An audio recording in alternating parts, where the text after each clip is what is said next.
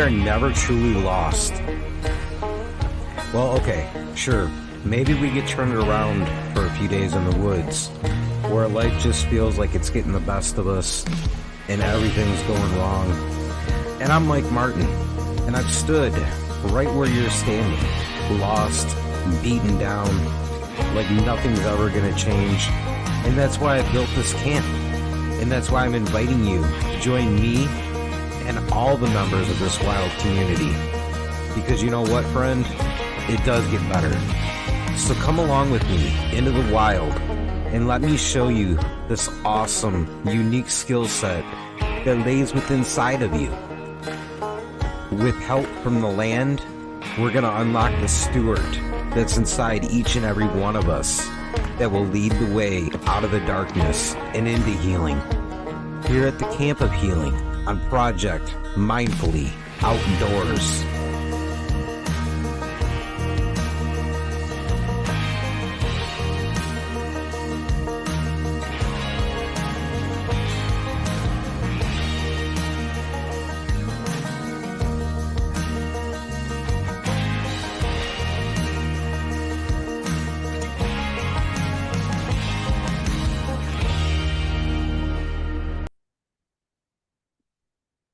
Denise, welcome to the Campfire.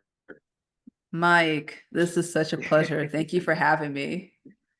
Absolutely. It's a pleasure of mine to have you because I think we're going to actually cover some ground that people are really going to find to be very useful because your background is in that arena that we really do not enjoy going, and that's dealing with the traumas that we carry. We like to kick them around and we like to blame everything that we've experienced for where we're at. We don't want to do nothing about it in today's society.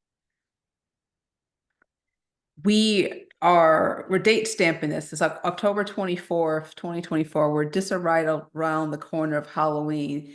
And I don't know about you, but in my neighborhood, there's all these jack-o'-lanterns and scary creatures and ghosts and goblins and 10-foot tall creatures, at least in my neighborhood. But the scariest creatures are the ones that lay within ourselves. That's absolutely it. I know for a long time in my outdoor experiences, it was a matter of get in and get out because I didn't want to deal with what thoughts or ideas might come up from the past. I think that's everybody, because we have been taught from an early age that in order to be cool, affable, get along well, is to always smile, put on a good face, you know, not tell people about your problems. And then we're wondering why we're having such terrible times communicating and we're just blaming technology. I don't think it's the technology. Is the issue. I think it just amplified it. It really did. And, I think it has a lot to do with from a very young age, we're taught to distract ourselves. I was at the store the other day and I saw it was a toddler no older than 2, 3 years old. And mom was pushing the cart. The kid had a little device on them, watching some cartoon show. Mom was just busy, just trying to do whatever. And I was thinking, my goodness, we're gearing up a whole generation of more emotionally stunted people. We really are. I mean, back in our childhood, I know at least for me, it was hide behind some Legos or whatever toys we had. But now those distractions are like right at our fingertips, are always in our pocket. Yeah. It's kind of a scary thing. I think it's scary and exciting all at the same time. I've had a conversation to talk with some futurists. I didn't even know there was a thing. I remember one particular conversation I had, and he said, well, even though we have this technology, right? AI, all this other stuff, it's exciting in the sense of maybe it can radically change how we view ourselves because now we're having access to things that it would take us months and years to discover. I mean, we wouldn't be in this conversation. Other people wouldn't be listening to this conversation had it not be technology. So I don't think it's necessarily a bad thing in the sense of we're being stunted. I think it's going to create new opportunities for those who are willing to seek it. if you're willing to actually put the time and the effort in, yeah, technology is an amazing thing. I mean, this podcast and really what I do, half of it wouldn't be possible without, because I do it all with the convenience of my phone anyway. You know, we're sitting here at the campfire now and kind of talking back and forth about these things that the majority of us like to avoid. But if you use it in a way that's effective, it kind of brings that stuff right to the foreground. It gives you another avenue to be able to expunge that stuff from that invisible backpack that you're carrying. You and me, Mike, we're just chilling at the fireplace, but I know there's some people who are listening, driving their cars, walking their dogs, trying to multitask. And I would just encourage everybody who's listening, can you just please put down your stuff for a moment? Multitasking doesn't work, and just No, chill with us and be you're present. that's exactly it too. I mean, you know, we're taught, especially as we get into the workforce in our teenage years, to multitask. That's the way to do things, but it really hinders our ability to grow and even deal with the things that are lingering because we're so involved. If we slowed down and we found a simpler, quieter avenue, becoming more mindful about all the different things within the environment around us, we can learn to craft all that stuff into the tools that we need to not only deal with our traumas, but also light the path ahead of us. Mike, when you talk about traumas, everyone just thinks it's something that other people do, right? It's the stuff that we hear about Tyler Perry and Oprah raving about in their movies or whatever. And it's just something that's for Hollywood, right? We think about the notebook, but 90% of us will encounter a stressful situation that alters how we view ourselves, the way we think the world functions, and the people around us. And we can either go one or two paths. We can dig our heads in selves in deeper and distractions and trying to chase things that we think will fulfill us, or we can get despondent and be depressed and want to be suicidal, or we can actually choose to lean into that teachable moment and understanding, like, what am I learning through this?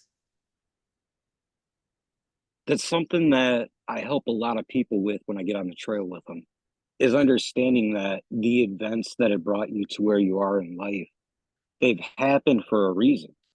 And Marcus Aurelius really coined a very good example of that in the meditations, where he writes a line that, you know, it's so unfortunate all these things are happening to me. And then the very next line is, no, let me rethink that, because I'm very fortunate all of that stuff has happened because only I could deal with it the way that I have, utilizing the vocabulary that I have at the time. Whether the outcome is good or it's bad, you can look back down the road and you can realize that you had an opportunity to flex some muscles internally that you would not have utilized. And where you're standing in the moment, it gives you a little bit of strength to draw from.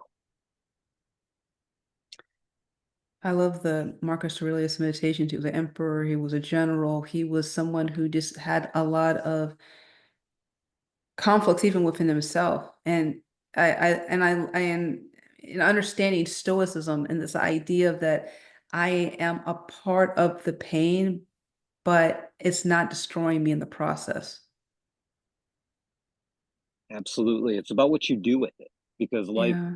we experience it, it's bound to happen. There's two sides of life. There's the positives that we all love and enjoy, but without the negatives and the pain that we wish we could avoid, we cannot truly appreciate or enjoy the positives that come our way. I don't know about you, Mike, but I remember in the early part of my healing journey, they would talk about, do you know how a chicken has to break through a shell and how a butterfly has to press through its heavily sheathed cocoon, and all these analogies of these terrible, forceful situations where they're constrained and they actually have to have the inner strength to break out in order for them to be fully alive. And we can see it in nature, but we don't see it in ourselves. We just think that we just need to break through, buy a Maserati, and go live with someone 20 years half our that's how we break through. But I think that's just a show of defeat in a way of like I'm trying to regress back to my childhood with whims in order to feel alive. I think there's a better way. It's an interesting model because that's what we see growing up, and that's what we're taught is safe and comfortable. And somewhere within that, I feel like we really lose that sense of self-worth and self-being because we ask somebody else to give it to us. But when you come out into the wilderness and you just sit there and utilize the power of observation, you understand that there's a flow and that there's answers within you that you're asking somebody else to give you. If you're just willing to open up your heart and open up your mind, you can go inward and you can pull out those answers. And when you do that, that whatever somebody else may say, as far as putting a label on you or anything else, it's impossible almost to chink the armor that you built yourself by going internal. Hmm. I love the work that you do. I love the fact that you guide people in nature. We have worked so hard as a human civilization to erase what naturally is designed to heal us. As I look at the fire, I'm thinking about for places in California, all in Mediterranean environments where fire is a useful and needed part of maintaining the ecosystem. It's a cleansing agent. Fire is cleansing. It helps to eradicate and disperse the things. It helps provide new forms of shelter that was never envisioned. But we have been taught as a society to avoid the fire, to be as comfortable as possible. And going into nature reminds us that we were designed to be uncomfortable. It does. It really helps somebody to understand the idea of adversity and how to become resilient, which is something that in the process of taming the land and teaching it to feed or to accommodate us much better and much more comfortably, I feel like we've kind of lost that. And when you try to tap into that, if you look at the idea of just getting back to the simplicity of life, letting go of the fear, or using the fear even as a metaphor of the fire, where it takes everything around it and it consumes it to grow higher and grow taller. We can do the same thing. I remember when I was first hearing about fear, they would always say forecasted events appearing to be real fear, right? But then recently, Mike, I was hearing about another version of fear is asking yourself about its power and its presence. Like, for example, I'll just talk about guns because it's on the top of my mind. Everyone thinks that guns are scary things. We should be fearful of them because they they have the power, right, to hurt you. But is it really powerful sitting in a desk? Is it No, powerful absolutely when, not. yeah, we have made things bigger and scarier, but not understanding because it's there, but it's only power if used in the right way, or in some cases, the wrong way. I think a lot of that comes out of just today's society and a lack of true willingness to look at something and understand how it can be utilized. Yeah. You know, when I think about firearms in the grand scheme of, outdoors, especially with hunting and things like that, there's a lot of fear that comes with the labels that society puts on people today. Because when you talk about, oh, I'm suicidal, I'm depressed, I got this going on. And you think, in my gun safe, I've got all the tools that help me go out and enjoy and release that stuff. I don't want to speak up about it. I don't want to talk about how I feel because I'm afraid they're going to come take those tools away from me. And it's going to make life that much more difficult because I spoke up. And, if we were more willing to have those sort of difficult conversations, I understand you're going through this and that. I'm not going to take away your only tool. Instead, I want to actually figure out how we can work together in order to help you go forward. That's something I feel like in the progress of life, we've kind of moved away from that idea of community. And we put the spotlight more on the idea of selfishness and individuality.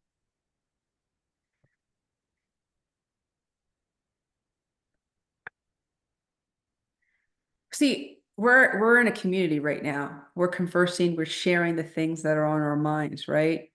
But we live in a world that extols that in order to get ahead, you need to show your individuality, your difference, your uniqueness. But wait a minute.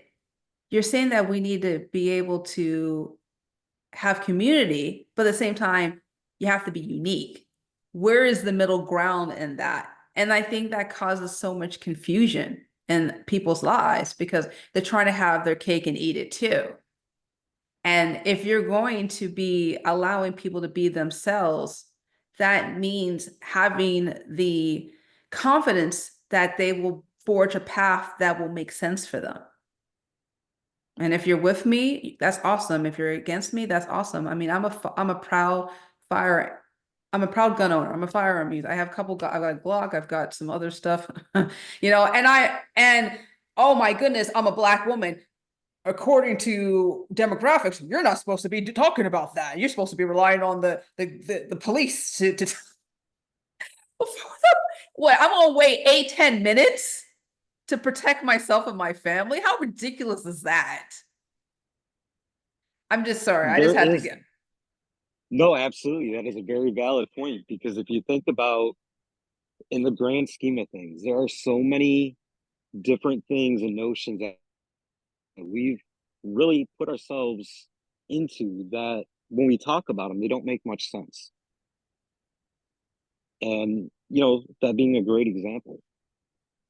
If a lot of us put our ideas into motion as far as going inward to figure out who we truly were, and a great example when we talk about community and how that can benefit is when you think about the indigenous people. There Mhm. was always in the middle of town, there was a storehouse where if Yeah. somebody wasn't having a great season, they could go take what they needed and replace it later. But in order to do that, they had to figure out who they were and how they could contribute to the community. Some of them fell into we're really good hunters. So we'll go out and hunt. Others were really good farmers. We'll go out and farm. Once we've got ours, we'll contribute the rest to the benefit of the village.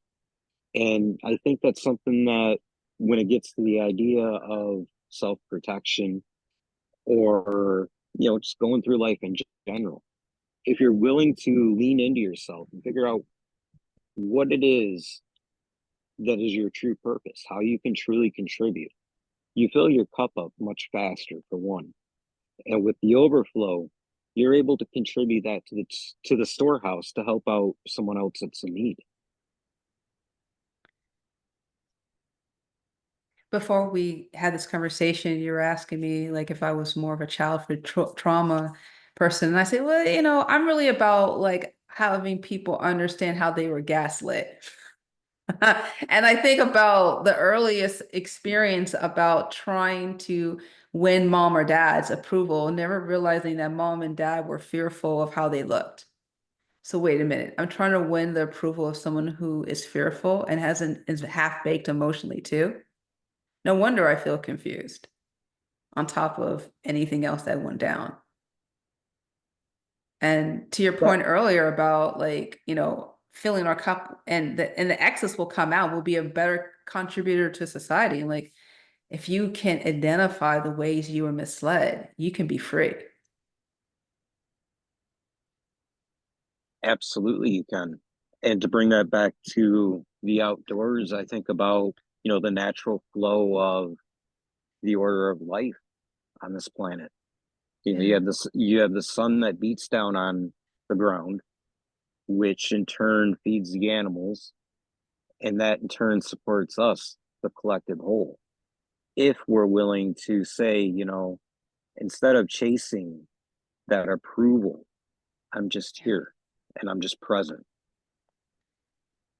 And I think that that's one of those things that forming that sort of a mindset, regardless of where you've been and what you've experienced, is something that we all can do, because that's truly at the core of our heart, is to be a part of the circle of life and a part of the system that's going on.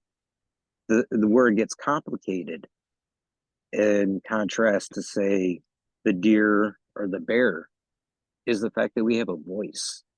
We have the ability to tell stories, which is kind of where we fall into things. Not only are we the caretaker, but we're also the historian, the auditor. We're the one that tells the story of everything around that we see.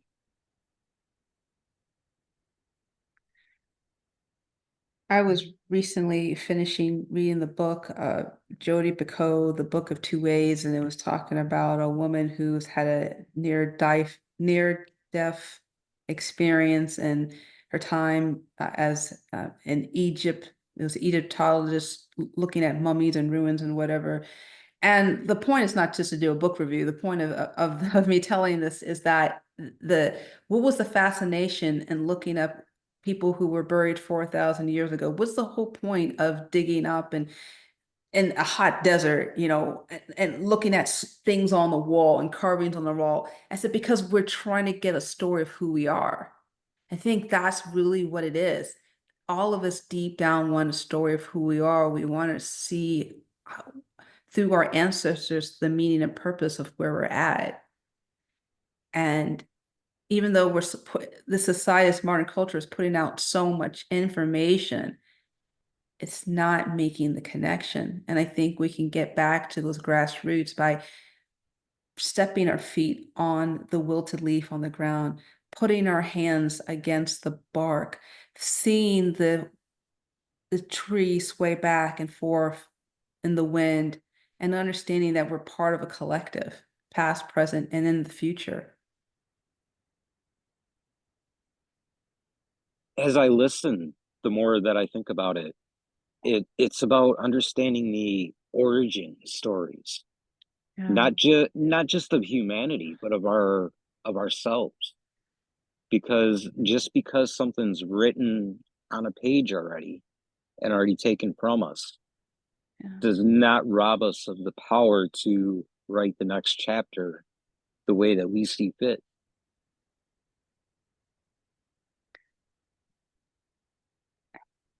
I forgot who said this, Mike, but it was something along the lines of it's the winner who gets the rights to tell the story. It's always the victor that tells the story. And unfortunately, sometimes the facts that we hear from the victor, they're not always true. Yeah. They're gaslit, and they're whatever makes them feel like, their effort was just and gives them power in the story. And then it makes you wonder, why am I worshiping this person? Why am I making them a deity of sorts? Exactly. I mean, the fire in front of us, it's a good representation. I call it a meditative fire, but I kind of built it around the old Native American ideas of how they would gather around their special spiritual fires. And they were always kept extremely small, out of fear that, the white man would come and find them and bad things would happen. But the reality of the fact is that whole thing came around because they were pushed away. Yeah. And a lot of what they believed in and what they were doing was viewed as wrong because it went against manifest destiny. Yeah. And Yeah. now in today's world, we're starting to begin to pay homage to that. We're starting to realize just how much we truly lost because a bunch of people didn't want to sit down at a table and Yeah. open-mindedly understand each other. It kind of goes back to that fear, if you ask me, Mike. It's like if I lose control of even spinning the narrative the way I think it needs to be done, how are the people going to behave? Because if I can have them behave in a way that's predictable, then I can have a sense of direction, a sense of control. And the most scary thing that our society is afraid of is that loss of control. That's why we're trying to find new ways to destroy cancer. I see people, wearing shirts that says F cancer. I'm like, you're going to die one day. It's part of life. Why are you so fearful of the inevitable? Everyone wants to get injections and facelifts and butt lifts and all this other stuff. I want to live forever. I want to. You're only going to live in as much as the story connects with the people that are meant to hear from you. That will live. This See, I physical think that existence will go away.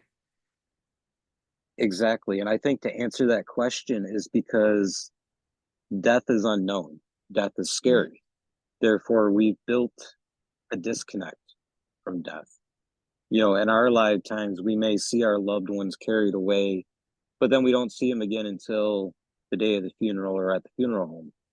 mhm, Back 100 years plus, death was an experience. It was a shared experience. I think about when Daniel Boone passed away. He passed away at his daughter's house with his entire family around him for days. They mhm, celebrated his life together, and when when he took his last breath, it went through the process and this and that. But it's a matter of changing the definition of fear, I think, is where we start to really make meaningful progress in life.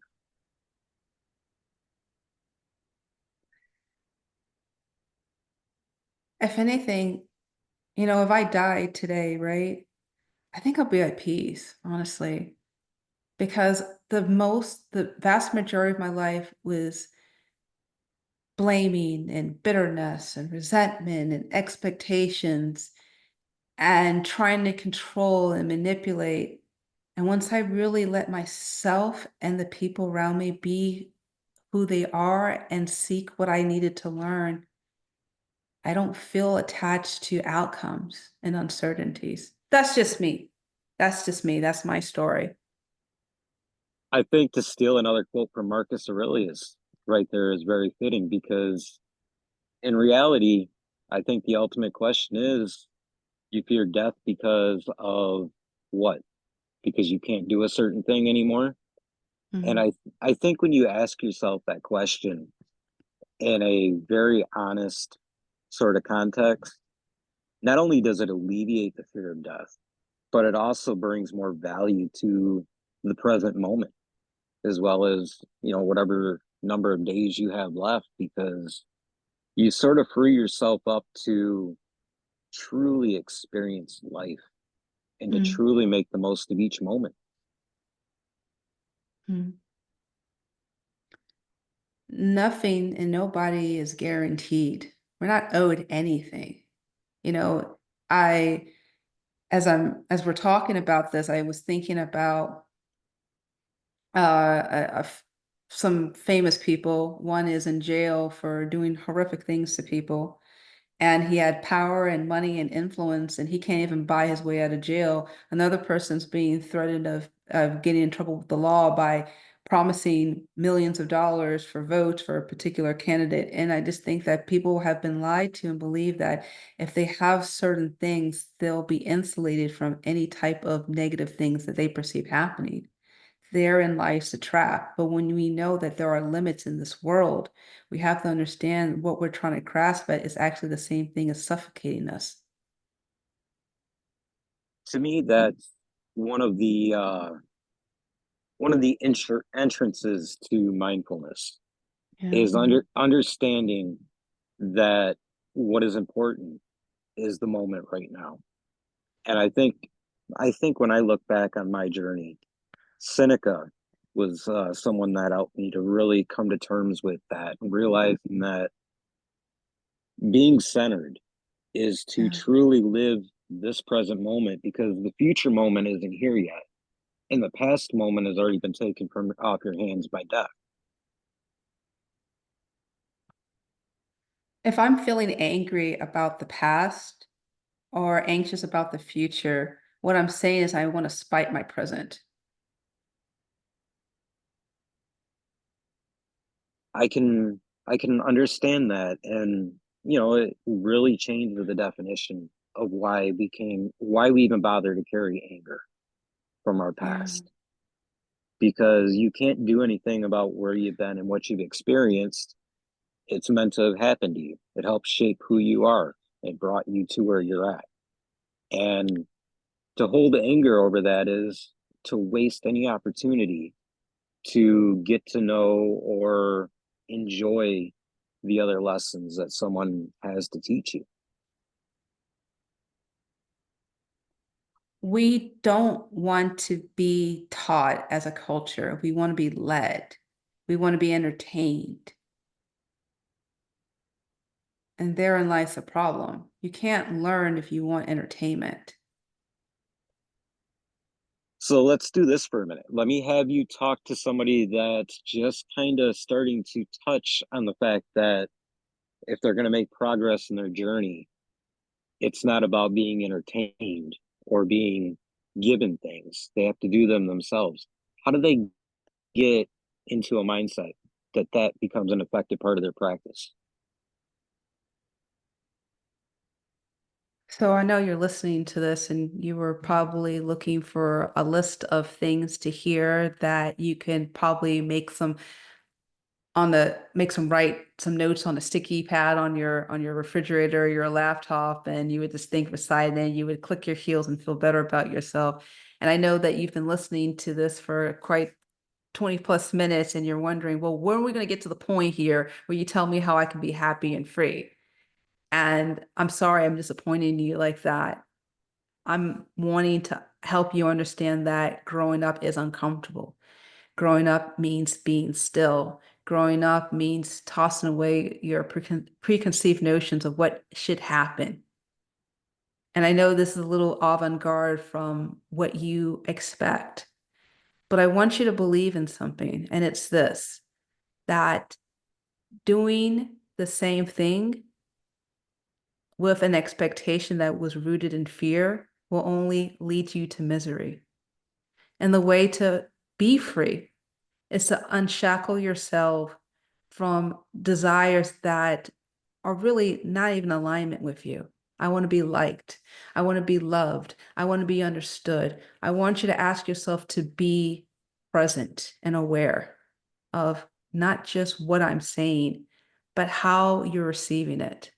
And once you get more present in yourself and allowing yourself the discomfort of the stillness, of the longevity, all that other stuff, then you can start to finally be who you're designed to be. And that journey is unique to you. I think that's beautiful and very well spoken. So if someone gets enticed by that, how do they get a hold of you? And what do you got going on? All it's time for all that good old shameless plugging. So have at it. You know what? I'm just going to my whole life is about ease, Mike. And so all I'm going to say is that if you're interested in learning more about me, just visit my website, deniseglee.com. My name, DenisegLee.com. There's links to socials, my articles, my offerings, all that wonderful fun stuff. But look, here's the thing.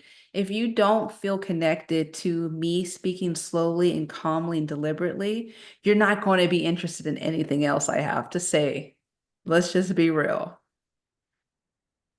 It's been a pleasure to have you join me here at the fire and get to talk to you and get to know you. I look forward to staying in touch and doing this again sometime soon. It's been a pleasure, Mike. I love this conversation. Well, thank you. Denise, I don't believe in the words goodbye. I think they're two finals. So until we meet again, whether it's in this life or the next, I wish you a safe and prosperous journey. Likewise, thank you.